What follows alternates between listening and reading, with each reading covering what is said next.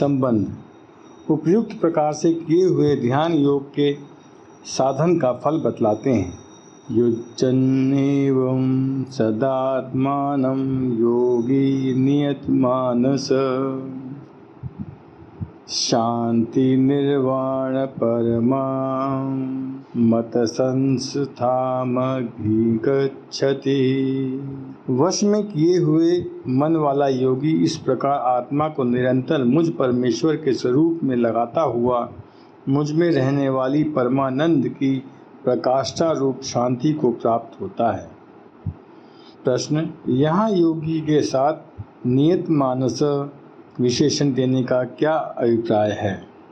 उत्तर, जिसका मन अंतःकरण भली भांति वश में किया हुआ है उसे नियत मानस कहते हैं। ऐसा साधक ही उपयुक्त प्रकार से ध्यान योग का साधन कर सकता है। यही बात दिखलाने के लिए योगी के साथ नियत मानस विशेषण दिया गया है। प्रश्न, इस प्रकार आत्मा को निरंतर परमेश्वर के स्वरूप में लगाना क्या है? उत्तर, उपयुक्त प्रकार से मन बुद्धि के द्वारा निरंतर तैल धारा की भांति अविच्छिन्न भाव से भगवान के स्वरूप का चिंतन करना और उसमें अटल भाव से तन्मय हो जाना ही आत्मा को परमेश्वर के स्वरूप में लगाना है। प्रश्न, मुझ में रहने वाली परमानंद की प्रकाष्ठा रूप शांति को प्राप्त होता है, इस कथन का क्या अभिप्राय है? उत्तर, यह उसी शांति का वर्णन है जिसे नैष्ठिकी शांति, शाश्वती शांति और परा शांति कहते हैं और जिसका परमेश्वर की प्राप्ति, परम दिव्य पुरुष की प्राप्ति, परम गति प्राप्ति आदि नामों से वर्णन किया जाता है। यह शांति अद्भुत अनंत आनंद की अवधि है और यह परम दयालु, परम सिहर्द, आनंद निधि, आनंद स्वरूप भगवान में नित्य निरंतर अचल और अटल भाव से निवास करती है। ध्यान योग का साधक इसी शांति को प्राप्त करता है। संबंध ध्यान योग का प्रकार और फल बतलाया गया। अब ध्यान योग के लिए उपयोगी आहार, विहार और शयनादि नियम किस प्रकार के होने चाहिए, यह जानने की आकांक्षा पर भगवान उसे श्लोकों में कहते हैं। नात्यशुस्तस्तु योगोऽस्ति न चैकान्तमनशुनतः न चाति स्वप्नशीलस्य जाग्रतो नैव चार्जुन। हे अर्जुन, यह योग न तो बहुत खाने वालों का, न बिल्कुल न खाने वाले का, न बहुत शयन करने के स्वभाव वाले का और न सदा जागने वाले का ही सिद्ध होता है। प्रश्न, यहाँ योग शब्द किसका वाचक है? परमात्मा की प्राप्ति के जितने भी उपाय हैं सभी का नाम योग है, किंतु यहाँ ध्यान योग का प्रसंग है, इसलिए यहाँ योग शब्द को उस ध्यान योग का वाचक समझना चाहिए जो संपूर्ण दुखों का अत्यंतिक नाश करके परमानंद और परम शांति के समुद्र परमेश्वर की प्राप्ति करा देने वाला है। प्रश्न, बहुत खाने वाले का और बिल्कुल न खाने वाले का ध्यान योग क्यों नहीं सिद्ध होता? उत्तर, ठूस ठूस कर खा लेने से नींद और आलस्य बढ़ जाते हैं, साथ ही पचाने की शक्ति से अधिक पेट में पहुंचा हुआ अन्न भांति भांति के रोग उत्पन्न करता है। इसी प्रकार जो अन्न का सर्वथा त्याग करके कोरे उपवास करने लगता है उसकी इंद्रिय, प्राण और मन की शक्ति का बुरी तरह हास हो जाता है। ऐसा होने पर न तो आसन पर ही स्थिर रूप से बैठा जा सकता है और न परमेश्वर के स्वरूप में मन ही लगाया जा सकता है। इस प्रकार ध्यान के साधन में विघ्न उपस्थित हो जाता है। इसलिए ध्यान योगी को न तो आवश्यकता से और पचाने की शक्ति से अधिक खाना ही चाहिए और न कोरा उपवास ही करना चाहिए। प्रश्न, बहुत सोने वाले और सदा जागने वाले का ध्यान योग सिद्ध नहीं होता, इसमें क्या हेतु है? उत्तर, उचित मात्रा में नींद ली जाए तो उससे थकावट दूर होकर शरीर में ताजगी आती है, परंतु वही नींद यदि आवश्यकता से अधिक ली जाए तो उसे तमोगुण बढ़ जाता है, जिससे अनवरत आलस्य घेरे रहता है और स्थिर होकर बैठने में कष्ट मालूम होता है। इसके अतिरिक्त अधिक सोने में मानव जीवन का अमूल्य समय तो नष्ट होता ही है, इसी प्रकार सदा जागते रहने से थकावट बनी रहती है, कभी ताजगी नहीं आती। शरीर, इंद्रिय और प्राण शिथिल हो जाते हैं। शरीर में कई प्रकार के रोग उत्पन्न हो जाते हैं और सब समय नींद तथा आलस्य सताया करते हैं। इस प्रकार बहुत सोना और सदा जागते रहना दोनों ही ध्यान योग के साधन में विघ्न करने वाले हैं। अतएव ध्यान योगी को शरीर स्वस्थ रहे और ध्यान योग के साधन में विघ्न उपस्थित न हो, इस उद्देश्य से अपने शरीर की स्थिति, प्रकृति, स्वास्थ्य और अवस्था का ख्याल रखते हुए न तो आवश्यकता से अधिक सोना ही चाहिए और न सदा जागते ही रहना चाहिए। युक्ताहार विहारस्य युक्तचेष्टस्य कर्मसु युक्तस्वप्नावबोधस्य योगो भवति दुःखः। दुखों का नाश करने वाला योग तो यथा योग्य आहार विहार करने वाले का, कर्मों में यथा योग्य चेष्टा करने वाले का और यथा योग सोने तथा जागने वाले का ही सिद्ध होता है। प्रश्न, युक्त आहार विहार करने वाला किसे कहते हैं? खान पान की वस्तुओं का नाम आहार है और चलने फिरने की क्रिया का नाम विहार है। ये दोनों जिसके उचित रूप में उचित परिणाम में हों उसे युक्त आहार विहार करने वाला कहा करते हैं। खाने पीने की वस्तुएं ऐसी होनी चाहिए जो अपने वर्ण और आश्रम धर्म के अनुसार सत्य और न्याय के द्वारा प्राप्त हो, शास्त्र अनुकूल सात्विक हों, रजोगुण और तमोगुण को बढ़ाने वाली न हों, पवित्र हों, अपनी प्रकृति स्थिति और रुचि के प्रतिकूल न हों तथा योग साधना में सहायक देने वाली हों। उनका परिणाम भी उतना ही परिमित होना चाहिए जितना अपनी शक्ति, स्वास्थ्य और साधन की दृष्टि से हितकर एवं आवश्यक हो। इसी प्रकार घूमना फिरना भी उतना ही चाहिए जितना अपने लिए आवश्यक और हितकर हो। ऐसे नियमित और उचित आहार विहार से शरीर, इंद्रिय और मन में सद्गुण बढ़ता है तथा उनमें निर्मलता, प्रसन्नता और चेतना की वृद्धि हो जाती है, जिससे ध्यान योग सुगमता से सिद्ध होता है। प्रश्न, कर्मों में युक्त चेष्टा करने का क्या भाव है? उत्तर, वर्ण, आश्रम, अवस्था, स्थिति और वातावरण आदि के अनुसार जिसके लिए शास्त्र में जो कर्तव्य कर्म बतलाए गए हैं उन्हीं का नाम कर्म है। उन कर्मों का उचित स्वरूप और उचित मात्रा में यथा योग सेवन करना ही कर्मों में युक्त चेष्टा करना है। जैसे ईश्वर भक्ति, देव पूजन, दीन दुखियों की सेवा, माता पिता, आचार्य आदि गुरुजनों का पूजन, यज्ञ, दान, तप तथा जीविका संबंधी कर्म यानी शिक्षा, पठन पाठन, व्यापार आदि कर्म और शौच, स्नान आदि क्रियाएं, ये सभी कर्म वे ही करने चाहिए जो शास्त्र विहित हों, साधु सम्मत हों, किसी का अहित करने वाला न हो, स्वावलंबन में सहायक हों, किसी को कष्ट पहुंचाने या किसी पर भार डालने वाला न हो और ध्यान योग में सहायक हों तथा इन कर्मों का परिणाम भी उतना ही होना चाहिए जितना जिसके लिए आवश्यक हो, जिससे न्यायपूर्वक शरीर निर्वाह होता रहे और ध्यान योग के लिए भी आवश्यकता अनुसार पर्याप्त समय मिल जाए। ऐसा करने से शरीर, इंद्रिय और मन स्वस्थ रहते हैं और ध्यान योग सुगमता से सिद्ध होता है। प्रश्न, युक्त सोना और जागना क्या है? उत्तर, दिन के समय जागते रहना, रात के समय पहले तथा पिछले पहर में जागना और बीच के 2 पहरों में सोना, साधारणतया इसी को उचित सोना जागना माना जाता है। तथापि यह नियम नहीं है कि सबको बीच के 6 घंटे सोना ही चाहिए। ध्यान योगी को अपनी प्रकृति और शरीर की स्थिति के अनुकूल व्यवस्था कर लेनी चाहिए। रात को 5 या 4 ही घंटे सोने से काम चल जाए। ध्यान के समय नींद या आलस्य न आवे और स्वास्थ्य में किसी प्रकार गड़बड़ी न हो तो 6 घंटे न सोकर 5 या 4 ही घंटे सोना चाहिए।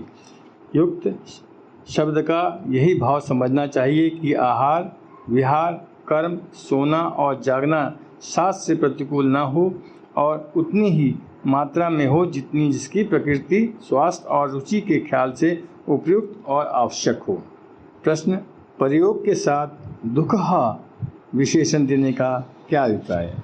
उत्तर, ध्यान योग सिद्ध हो जाने पर ध्यान योगी को परमानंद और परम शांति के अंतः सागर परमेश्वर की प्राप्ति हो जाती है, जिससे उसके संपूर्ण दुख अपने कारण सहित सदा के लिए नष्ट हो जाते हैं।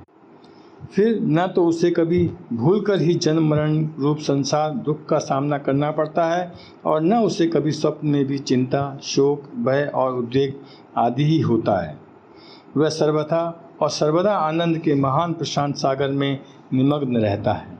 दुख का अत्यांतिक नाश करने वाले इस फल का निर्देश करने के लिए ही योग के साथ दुखहा विशेषण दिया गया है।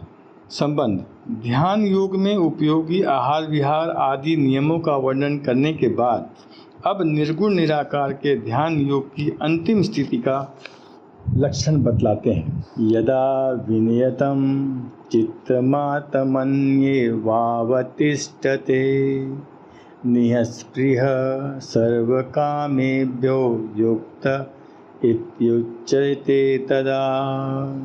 अत्यंत वश में किया हुआ चित्त जिस काल में परमात्मा में ही भली भांति स्थित हो जाता है, उस काल में संपूर्ण भोगों से स्पृहा रहित पुरुष योग युक्त है, ऐसा कहा जाता है। प्रश्न, चित्तम के साथ विनियतम विशेषण देने का क्या प्रयोजन है और उसका परमात्मा में ही भली भांति स्थित होना क्या है? उत्तर, भली भांति वश में किया हुआ चित्त ही परमात्मा के अटल स्वरूप से स्थित हो सकता है। यही बात दिखलाने के लिए विनियतम विशेषण दिया गया है। ऐसे चित्त का प्रमाद, आलस्य और विक्षेप से सर्वथा रहित होकर एकमात्र परमात्मा में ही निश्चल भाव से स्थित हो जाना, एक परमात्मा के सिवा किसी भी वस्तु की जरा भी स्मृति न रहना, यही उसका परमात्मा में भली भांति स्थित होना है। प्रश्न, संपूर्ण भोगों से स्पृहा रहित होना क्या है? उत्तर, परम शांति और परमानंद के महान समुद्र एकमात्र परमात्मा में ही अनन्य स्थिति हो जाने के कारण एवं इस लोक और परलोक के अनित्य, क्षणिक और नाशवान संपूर्ण भोगों में सर्वथा वैराग्य हो जाने के कारण किसी भी सांसारिक वस्तु की किंचित मात्र भी आवश्यकता या आकांक्षा का न रहना ही संपूर्ण भोगों से स्पृहा रहित होना है। प्रश्न, युक्त पद का क्या अभिप्राय है? उत्तर, यहाँ युक्त पद ध्यान योग की पूर्ण स्थिति का बोधक है। अभिप्राय यह है कि साधन करते करते जब योगी में उपयुक्त दोनों लक्षण भली भांति प्रकट हो जाएं, तब समझना चाहिए कि वह ध्यान योग की अंतिम स्थिति को प्राप्त हो चुका है। संबंध, वश में किया हुआ चित्त ध्यान काल में जब एकमात्र परमात्मा में ही अचल स्थित हो जाता है, उस समय उस चित्त की कैसी अवस्था हो जाती है, यह जानने की आकांक्षा होने पर कहते हैं, यथा दीपो निवातस्थो नेगन्नते सोपमा स्मृता योगिनो यत चित्तस्य युज्यतो योगमात्मनः। जिस प्रकार वायु रहित स्थान में स्थित दीपक जलायमान नहीं होता, वैसे ही उपमा परमात्मा के ध्यान में लगे हुए योगी के चित्त की कही गई है। प्रश्न, यहाँ दीप शब्द किसका वाचक है और निश्चलता का भाव दिखलाने के लिए पर्वत आदि अचल पदार्थों की उपमा न देकर जीते हुए चित्त के साथ दीपक की उपमा देने का क्या अभिप्राय है? उत्तर, यहाँ दीप शब्द प्रकाशमान दीप्त शिखा का वाचक है।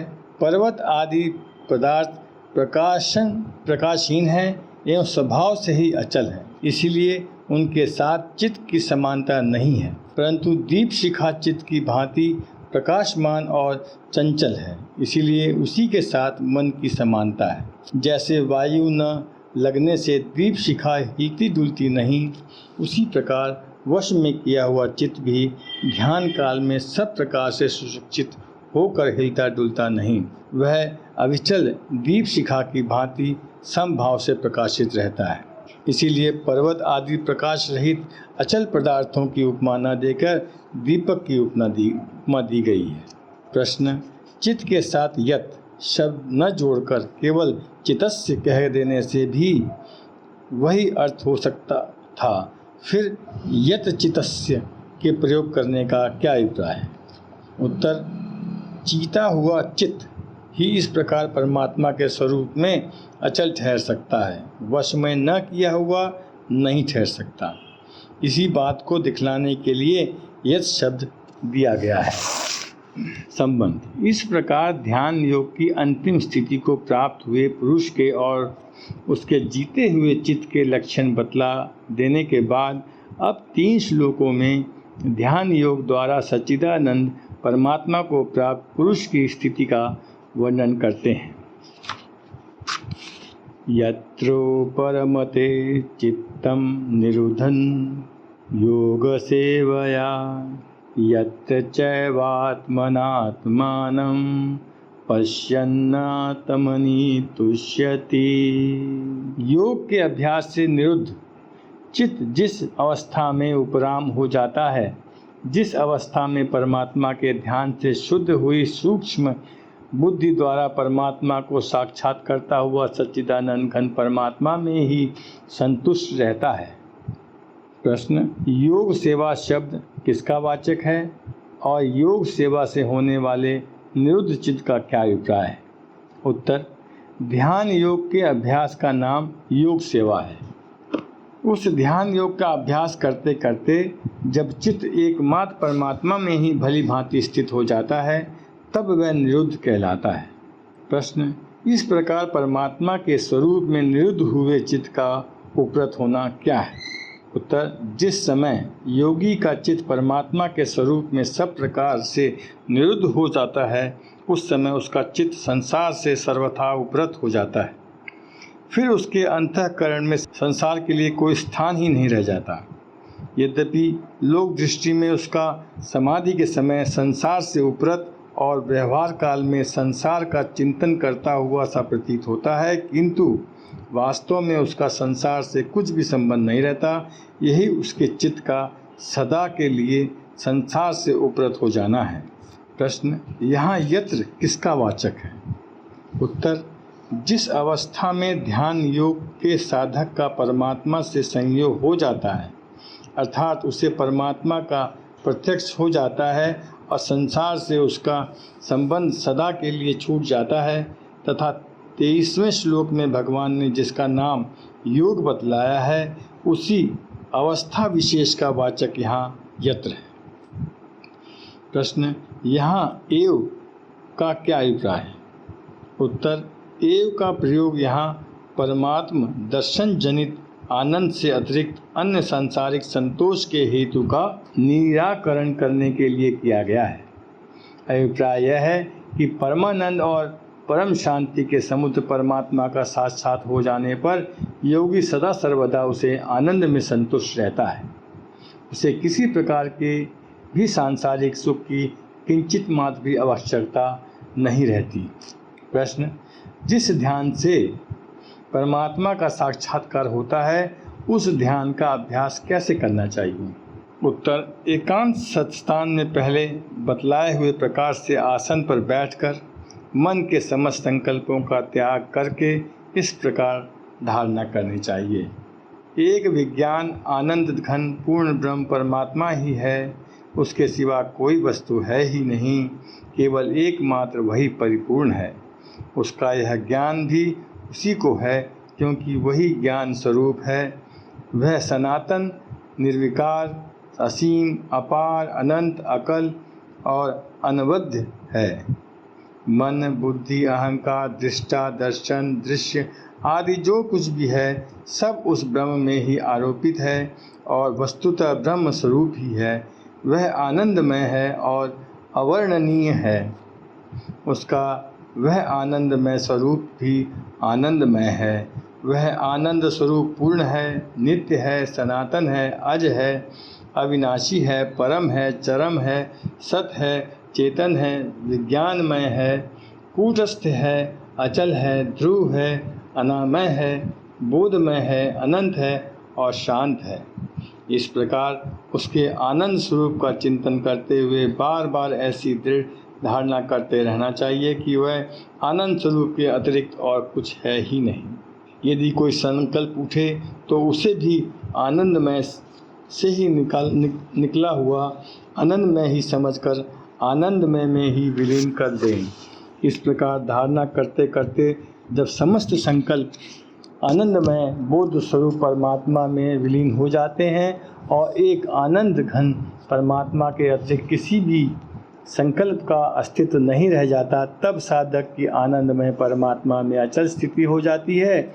इस प्रकार नित्य नियमित ध्यान करते करते अपनी और संसार की समस्त सत्ता जब ब्रह्म से अभिन्न हो जाती है, जब सभी कुछ परमात्मा और परम शांति स्वरूप ब्रह्म बन जाता है, तब साधक को परमात्मा का वास्तविक साक्षात्कार सहज ही हो जाता है।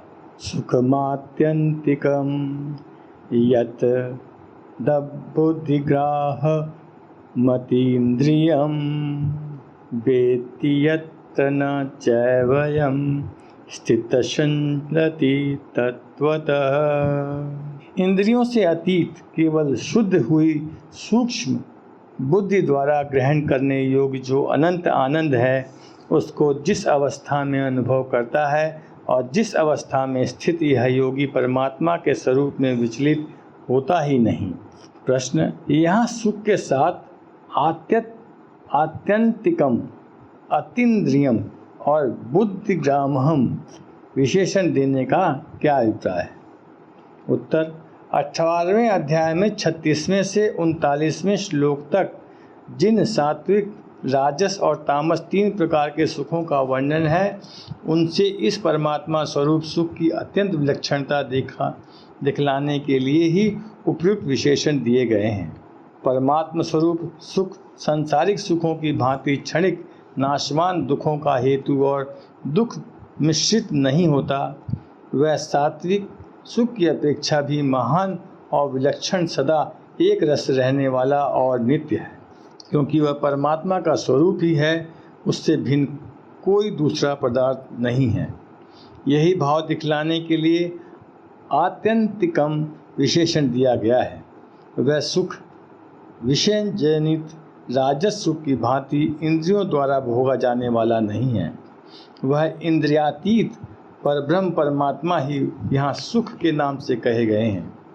यही भाव दिखलाने के लिए अतीन्द्रियम विशेषण दिया गया है। वह सुख स्वयं ही नित्य ज्ञान स्वरूप है। माया की सीमा से सर्वथा अतीत होने के कारण बुद्धि वहाँ तक नहीं पहुँच सकती।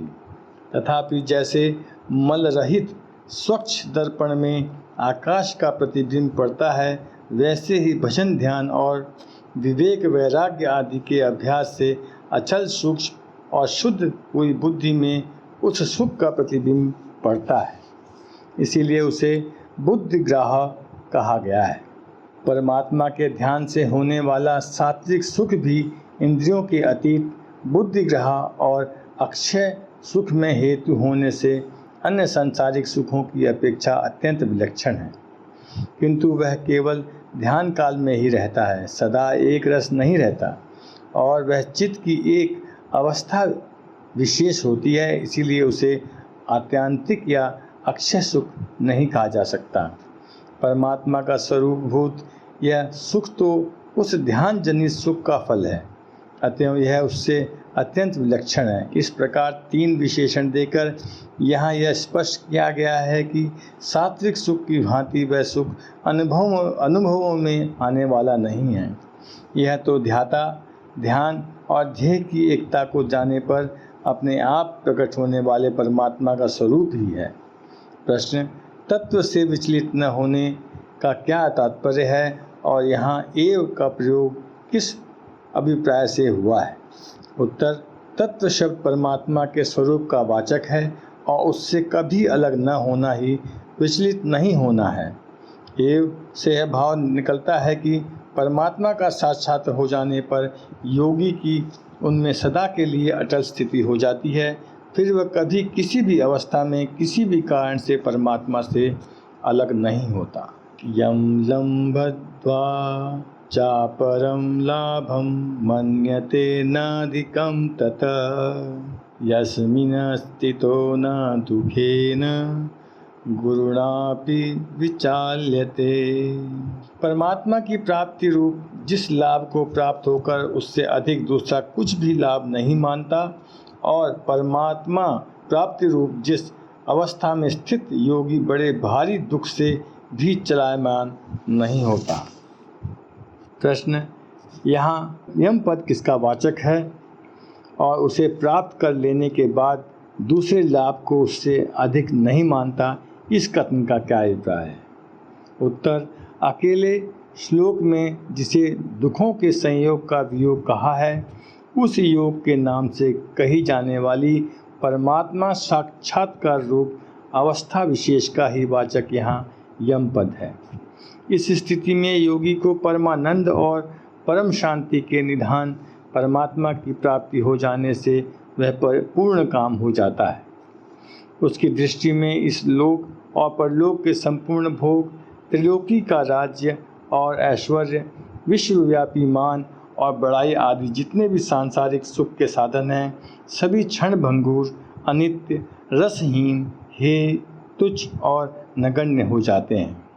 अतः यह वह संसार की किसी भी वस्तु को प्राप्त करने योग्य ही नहीं मानता, फिर अधिक मानने की तो गुंजाइश ही कहाँ है। प्रश्न, बड़े भारी दुख से भी चलायमान नहीं होता, इसका क्या भाव है? उत्तर, परमात्मा को प्राप्त योगी को जैसे बड़े से बड़े भोग और ऐश्वर्य रसहीन एवं तुच्छ प्रतीत होते हैं और जैसे वह उनकी प्राप्ति की इच्छा नहीं करता तथा न प्राप्त होने या नष्ट हो जाने पर लापरवाह रहता है, अपनी स्थिति से जरा भी विचलित नहीं होता, उसी प्रकार महान दुखों की प्राप्ति में भी अविचलित रहता है।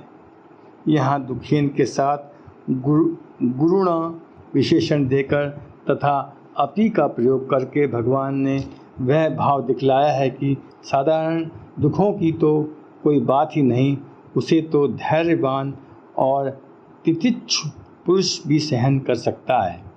इस स्थिति को प्राप्त योगी तो अत्यंत भयानक और असहनीय दुखों में भी अपनी स्थिति पर सर्वथा अचल रहता है। शस्त्रों द्वारा शरीर का काटा जाना, दुस्सह सर्दी, गर्मी, वर्षा और बिजली आदि से होने वाली शारीरिक पीड़ा, अति उत्कट रोग जनित व्यथा, प्रिय से भी प्रिय वस्तु का अचानक वियोग और संसार में अकारण ही महान अपमान, तिरस्कार और निंदा आदि जितने भी महान दुखों के कारण हैं, सब एक साथ उपस्थित होकर भी उसको अपनी स्थिति से जरा भी नहीं दिखा सकते।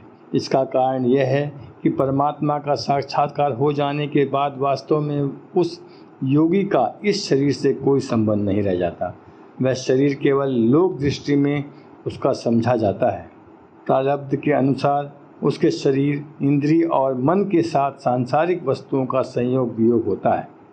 शीत, उष्ण, मान अपमान, स्तुति, निंदा आदि अनुकूल और प्रतिकूल भोग पदार्थों की प्राप्ति और विनाश हो सकता है, परंतु सुख दुख का कोई भोक्ता न रह जाने के कारण उसके अंतःकरण में कभी कभी किसी भी अवस्था में किसी भी निमित्तवश किसी भी प्रकार का किंचित मात्र भी विकार नहीं हो सकता। उसकी परमात्मा में नित्य अटल स्थिति ज्यों की त्यों बनी रहती है।